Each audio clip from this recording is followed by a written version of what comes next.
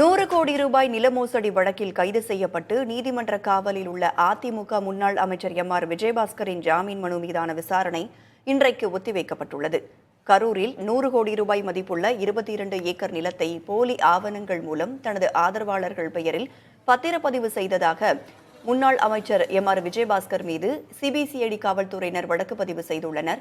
இந்த வழக்கில் கடந்த 16ஆம் தேதி கைது செய்யப்பட்ட எம்.ஆர். விஜயபாஸ்கர் நீதிமன்ற காவலில் திருச்சி சிறையில் அடைக்கப்பட்டுள்ளார். நிலத்தை பறிகொடுத்ததாக கூறப்படும் பிரகாஷ் என்பவர் வாங்கல் காவல் நிலையத்தில் அளித்த புகாரின் அடிப்படையில் எம்.ஆர். விஜயபாஸ்கர் மற்றும் அவரது தம்பி உள்ளிட்டோர் மீது வழக்கு பதிவு செய்யப்பட்டுள்ளது. எம்.ஆர். விஜயபாஸ்கரை கடந்த சில தினங்களுக்கு முன்னர் சிபிசிஐடி மற்றும் வாங்கல் காவல் நிலைய காவல்துறையினர் காவலில் எடுத்து விசாரணை நடத்தினர். பின்பு அவரை நீதிமன்ற காவலில் அடைத்தனர்.